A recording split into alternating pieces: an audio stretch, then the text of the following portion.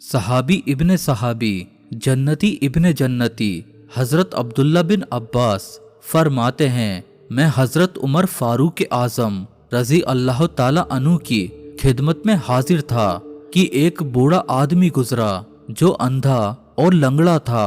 اس کے آگے آگے ایک اور آدمی چل رہا تھا جو اس کو سختی سے گھسیٹتا ہوا لے جا رہا تھا۔ حضرت فاروق اعظم نے یہ منظر دیکھ کر ارشاد فرمایا، میں نے اتنا برا منظر آج سے پہلے کبھی نہیں دیکھا۔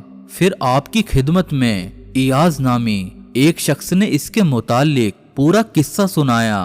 اے امیر المومنین، سابقہ کے 10 بیٹے تھے اور میں ان کا چچا زاد بھائی تھا۔ میرے بھائیوں میں سے میرے علاوہ کوئی باقی نہیں رہا تھا۔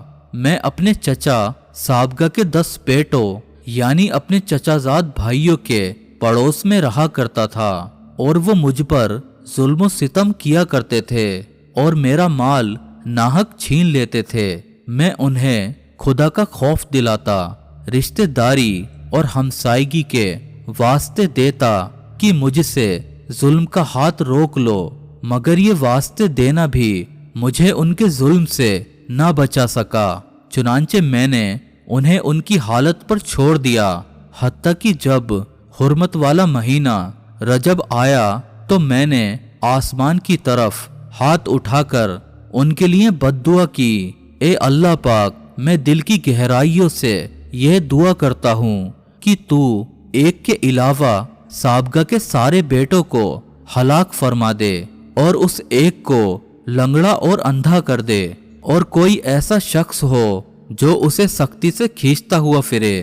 اسی سال ایک ایک کر کے ان میں سے 9 بیٹے مر گئے اور یہ ایک باقی بچا جو اندھا ہو گیا ہے اور اس کی ٹانگیں بھی ناکارہ ہو گئی ہیں، جیسا کہ آپ دیکھ رہے ہیں۔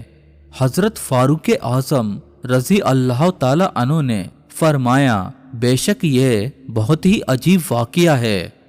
تو دوستو، دیکھا آپ نے ظلم کا انجام کس قدر بھیانک ہے۔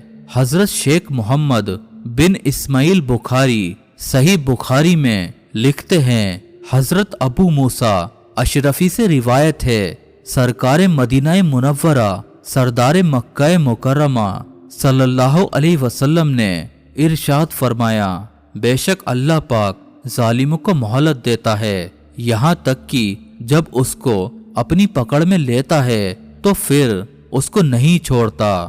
یہ فرما کر سرکار نامدار صلی اللہ علیہ وسلم نے پارہ 12 سورہ ہود کی آیت نمبر 102 تلاوت فرمائی۔